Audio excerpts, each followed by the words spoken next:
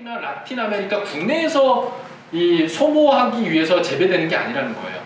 다 유럽과 한국도 전체 수입 사료의 32% 정도를 이 브라질에서 수입합니다. 4% 정도는 아르헨티나에서 수출하고 약 38%는 미국에서 수입해요. 더 이제 아메리카 대륙에서 다 사료를 수입하고 있다는 거예요. 그래서 이 유럽과 아시아 지역에서 이 사료 수입하는 것들이 줄어들지 않으면은 라틴 아메리카에서의 넷제로는 불가능하다는 거예요. 그래서 이 넷제로 계획은 여기 써 있는 것처럼 전 세계 각국에서 이 동물성 식품을 60% 이상 줄이지 않고서는 이룰 수 없는 목표라는 겁니다. 그래서 전 세계적으로 우리가 고기를 안 먹어줘야 라틴 아메리카의 넷제로를 도울 수가 있다는 거죠. 이게 이제 국제적인 관계에 있다는 겁니다. 그러니까 우리가 지금 당장 이런 기후 위기에 대해서 인식을 하고 지금 당장 우리가 할 수 있는 것들을 실천하지 않는다면 이런 북극곰만 사라지는 게 아니고 이 아프리카 북부 케냐의 이 어린 소녀도 사라지게 된다는 겁니다. 멸종을 하게 되는 거예요. 그 땅이 없어지고 더 이상 생존을 할 수가 없습니다. 우리가 기후위기로 인해서 걱정해야 될 대상은 북극곰이 아니고 바로 북극곰도 포함되지만 바로 우리 인간, 인류 동료들이라는 거를 꼭 기억해야 된다고 생각합니다. 그래서 저는 뭐 이렇게 우리가 이제 기후미식 확산을 위해서는 이 온실가스 배출을 고려한 한국인 영양섭취 기준이 개정이 돼야 된다는 거죠. 지금처럼 인간 중심의 그런 사고 방식으로 영양섭취 기준을 만들어서는 이 지속 가능하지 않다는 거죠. 그리고 기후미식 연구 및 교육을 강화해야 되는 거죠. 이 기후미식이 왜 필요한지에 대해서 학생 때부터 교육을 받을 수 있어야 된다는 거죠. 환경교육과 함께. 그리고 단체 급식에서 채식 선택권이 보장이 돼야 되죠. 그래서 예를 들면은 뭐 제가 얼마 전에 그 참여한 책이 나왔는데 비거닝이라고. 그래서 비거닝 그 책 관련돼서 제가 이제 유튜브 그 인터뷰 김태훈 씨랑 뭐 인터뷰를 하기도 했는데 그런 인터뷰를 하면은 꼭 이런 질문을 해요. 자, 그럼 마지막으로 채식을 결심한 사람들에게 채식을 정말 간편하게 좀 더 쉽게 실천할 수 있는 그런 뭐 조언을 해주시는 뭐가 있을까요? 이런 질문을 항상 해요. 참 그런 질문을 받으면은 할 말이 없습니다. 왜냐하면 어렵거든요. 쉬운 방법 없어요. 왜냐면 밖에서 채식 음식을 먹을 수가 없거든요. 그럼 정말 채식으로만 세 끼를 다 먹으려면 손수 다 해서 먹고 도시락을 싸가지고 다녀야 되는데 굉장히 어렵습니다. 손쉬운 방법은 없어요. 그래서 손쉽게 채식을 하려면 채식 선택권이 보장이 돼야 되고 채식 식당이 더 늘어야 되고 일반 식당에서도 최소한 한두 가지의 채식 메뉴를 준비해주는 이런 사회적인 변화가 있어야지만 간편한 채식이 가능하다고 저는 생각을 하고 그래서 이제 이런 채식 선택권 보장 그리고 본인 채식을 하지 않더라도 채식 메뉴 도입에 적극 찬성.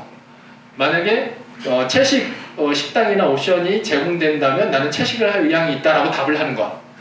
이제 이런 것들이 저는 채식을 손쉽게 할 수 있는 그런 방법이지 않을까 생각을 합니다. 그리고 가축수를 줄이기 위한 양분 총량제, 사육권 거래제 같은 이런 것들이 좀 도입되고 그리고 저는 더 나아가서는 아예 GMO 사료 수입 중단. 그러니까 결국 GMO 사료는 결국 그 아마존이나 미국에서 GMO 작물을 키우기 위해서 숲이 파괴되거든요. 그리고 숲이 파괴되는 과정에서 굉장히 많은 양의 온실가스가 배출이 되고 그런 것들을 이제 없애야 된다는 겁니다. 그래서 이제 뭐 이런 것들이 돼야 저는 기후미식이 확산이 되고 그렇다고 생각하고 그리고 또 요거는 좀 어려운 얘기긴 한데 LCA라고 혹시 들어보셨나요? 라이프 사이클 어세스먼트라고 하는데 그러니까 전 과정 평가. 그러니까 예를 들면은 제가 이제 들고 있는 이 핸드폰의 자재들 모든 부품들이 생산되는 과정에서 뭐 자원이 쓰이고 전기도 쓰잖아요. 그럼 그런 것들을 다 합한 겁니다. 그러니까 이 제품이 생산이 되고 폐기되는 과정에서 발생하는 여러 가지 이제 환경 부담들을 분석하는 게 바로 LCA라고 하는 겁니다. 근데 이제 최근에는 그 페이스북에서는 그러니까 지금까지 LCA는 이 부품 중심이에요. 원자재 중심. 그런데 페이스북에서는 언제까지더라? 10년 이내에 직원들이 출장을 다니고 비즈니스 이동을 하고 했을 때 이동을 하면서 발생한 온실까지도 LCA에 포함시키겠다고 평가해요. 굉장히 환영할 만한 조치거든요. 근데 저는 아쉬워요. 왜? 더 나가야지 그럼. 최소한 직원들이 회사에 출근해서 먹게 되는 음식으로 인해서 발생하는 탄소까지 이제 고려해야 된다는 거죠. 직원들이 출장을 하고 출퇴근을 하고 그런 것들을 통해서 발생하는 온실가스까지 고려할 정도라면은 음식으로 인해 발생하는 그런 이 탄소까지도 이 LCA에 포함을 시켜야 된다는 거죠. 그래야 이 탄소를 줄일 수가 있다는 겁니다. 왜냐하면 이제 이렇게 줄여야 숲이 살아나야 그 숲은 탄소 배출을 줄이는 거에 그치지 않고 기존에 배출되어 있는 탄소를 흡수하기까지 하기 때문에 이 정말 긴박한 이 상황에서는 더더욱 그 카본 싱크를 더 증가시키는 노력을 할 수밖에 해야만 한다는 거죠. 자, 이상 뭐 제 강의는 여기까지 마치는데 요거 영상만 한번 보고 마치도록 하겠습니다. 그렇죠? 그러니까 70년대 그럼 한국인들이 어땠냐는 거예요. 그래서 70년대는 지금보다 밥을 3배를 많이 먹었어요. 밥 공기 자체가 3배가 더 컸어요. 아시잖아요. 밥그릇이 더 컸다는 거. 만약에 탄수화물을 많이 먹어서 그리고 쌀을 많이 먹어서 사람들이 살찌고 당뇨병이 걸리고 그리고 그로 인해서 여러 가지 뭐 문제가 생길 거였다면 옛날보다 지금 더 날씬해지고 당뇨병도 더 없고 고혈압도 더 없고 치매도 없고 그래야죠. 예를 들면 그레인 브레인이라는 이런 말도 안 되는 이 책도 있죠. 곡식을 먹으면 뭐 뇌가 구멍이 나고 뭐 뇌가 망가지고 그 탄수화물 때문에 문제가 된다. 자, 이제 뭐 그 말이 정말 사실이라면 오히려 치매는 감소해야 돼요. 과거보다 한국인의 경우에는. 근데 전혀 안 그렇거든요. 오히려 20년마다 치매가 12배씩 증가한다는 보고가 있고, 제가 이제 치매 관련된 거는 여기 딱 있네요. 그러니까 20년마다 지금 2배씩 증가할 걸로 예상이 돼요. 치매가 급격하게 증가합니다.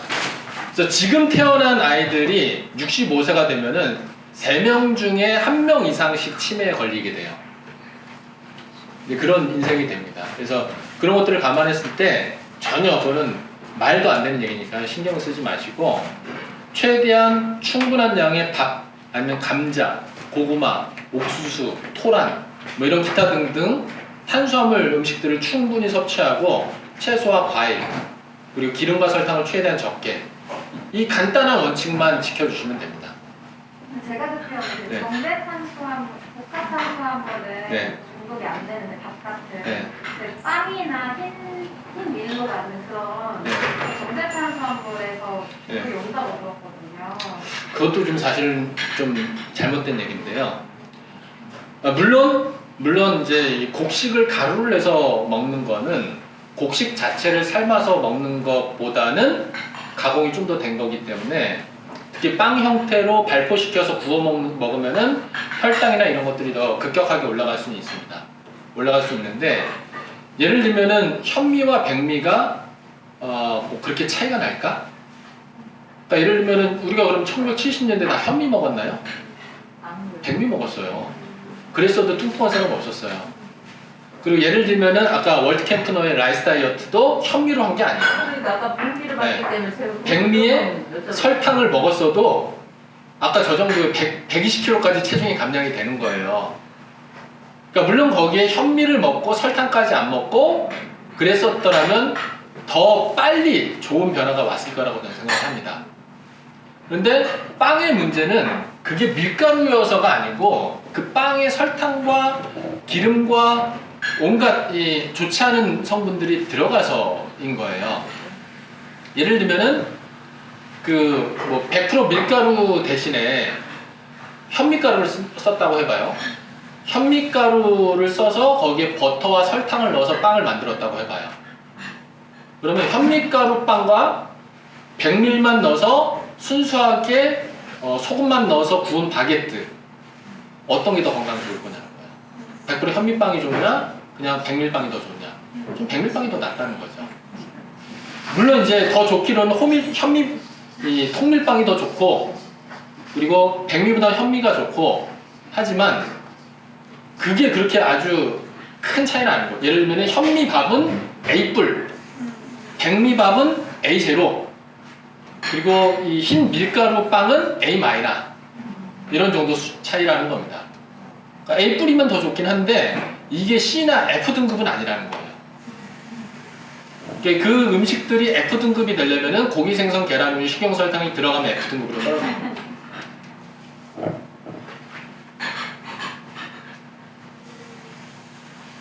네, 질문 없으시면 저희 질문. 네. 저희 친언니가 최근에 네. 이제 기후 문제라든가 건강 문제로 채식을 지향하게 네. 됐어요. 근데 이제 언니가 요즘 최근에 다이어트를 한다고 두부 이런 거만 먹고 네.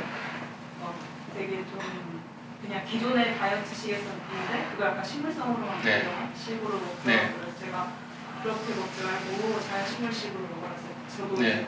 자세하게는 말 못해주고 이런 식으로 해서 충분하게 먹어도 돼라고 네. 했는데도 불안하죠. 잘 모르니까 그래서 네. 야채만 먹으라는 거냐 이렇게 하더라고요. 그러니까 고봉밥을 먹으면 돼요. 다른 거 먹을 생각이 안 나게 그냥 밥을 충분히 배부르게 먹어서 딴 건 안 먹으면 돼요. 그러니까 이제 이게 그러니까 탄수화물에 대한 좀 잘못된 그런 고정관념이 심어져 버리면은 그렇게 되는 거예요. 그래서 저는 이제 탄수화물에 대한 사람들의 부정적인 생각을 어떻게 누그러뜨리느냐, 이게 이제 저의 과제이긴 합니다. 그래서 탄수화물은 전혀 문제가 없어요. 만약에 이제 그런 게 문제였다면은 그러니까 이제 그렇게 생각하는 분들도 제가 이제 하나하나 물어봐요. 자, 1970년대 한국 사람들이 밥을 많이 먹었을까요? 조금 먹었을까요? 그럼 그때 뚱뚱했을까요? 날씬했을까요? 그러면 탄수화물을 적게 먹으면 살이 찌나요? 많이 먹으면 살이 찌나요? 많이 먹어야 살이 빠지네요. 맞습니다. 그리고 대신에 고기, 생선, 계란을 안 먹어야 된다. 이렇게 이제 하나하나 차근차근 물어보면은 정말 그러네요. 근데 왜 탄수화물 적게 먹으라는 얘기가 나오죠? 이제 이렇게 의문을 제기하는 거예요. 근데 사람들이 좀 뭔가 자기 머리로 뭔가 사리를 분별하기보다는 그냥 어떤 전문가가 했으면 그냥 믿어버려요, 그냥. 그리고 또 하나는 본인이 지금 뭐 즐겨 먹는 음식들을 끊지 않아도 된다고 생각을 하는 거죠. 많은 사람들은 밥을 좋아한다고 생각하지 않고요, 고기를 좋아한다고 생각해요, 본인이.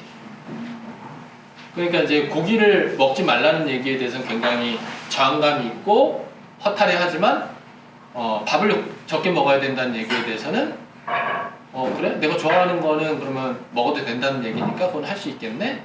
이제 이런 식의 생각을 하게 되는 거죠. 그러니까 여러 가지 이제 좀 얽혀 있습니다. 네, 이런 배경이. 네. 선생님, 저는 밥을 네. 많이 먹으려고 노력해도 네. 하루에 한 공기 반 정도도 못 먹는 것 같은데 예. 좀 양을 늘려야 되는지 아니면 다른 좀 더 반찬을 더 다양하게 넣고 먹어야 되는지 식사량 자체가 되게 적어요. 밥을 왜 못 드세요? 그냥 맛이 없어서 못 드시는 거예요? 좀 속이도 잘 안 받고 예. 한 반 공기 먹으면 혼자서 거의 밥을 먹다 보니까 예. 약간 식욕이 없어진다고. 그리고 스트레스 받으면 좀 안 먹는 편이어가지고 그래서 약간 영양적인 게 너무 걱정이 돼서.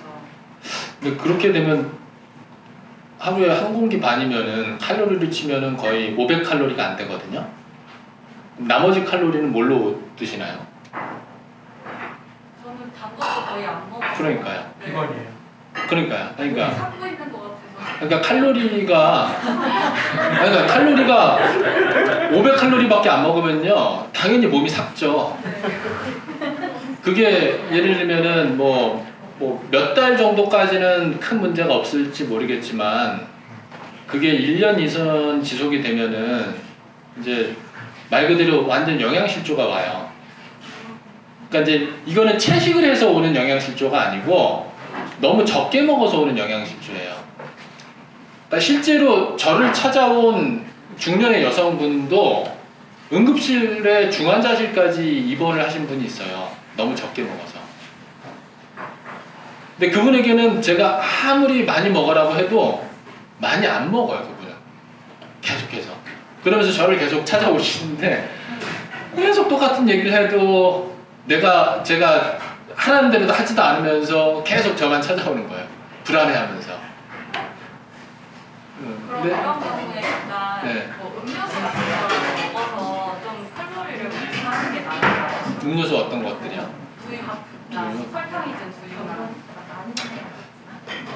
근데 왜 밥을 그렇게 안 받는지 한번 좀 그게 심리적인 요인도 굉장히 크지 않을까 싶은데 그래서 그러니까 이제 탄수화물에 대한 불안감이나 이런 것들은 뭐 내려놓으셔도 되긴 합니다. 사실 저는 보통 한 공기 반 이상씩은 먹어요, 맥기.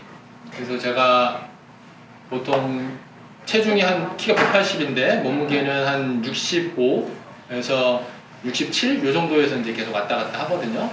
물론 많이 먹으면 68까지 가요, 저도. 밥을 막 예를 들면은 봉평 메밀국수에서 점심 먹고 나면 체중이 늘어요. 거기 가면은 거의 뭐 그릇에 3분의 1을 면을 채워서 주기 때문에 그걸 먹고 나면 저녁이 돼도 배가 안 고픈데 그래도 꾸역꾸역 저녁을 먹고 나면 68kg네? 가만 보면 봉평메밀랑 가면 체중이 늘어서 그렇게 되긴 하는데 많이 먹으면 그런 정도는 늘어요. 근데 충분히 드셔야 됩니다. 그래서 뭐 밥이 아니라 그러면 감자나 고구마나 옥수수나 예를 들면은 그냥 설탕류로 먹는 거는 좋지는 않고 뭐 정 안 되면 그렇게라도 드시는 게 좋긴 하지만 좀 수분이 최대한 없으면서 칼로리 밀도가 높은 음식이 바로 곡류거든요. 곡류가 아니면은 감자, 고구마, 옥수수래도 그런 것들로 좀 많이 드시면은 좋을 것 같아요. 최대한 이제 그런 식으로. 가래떡이나 이런 것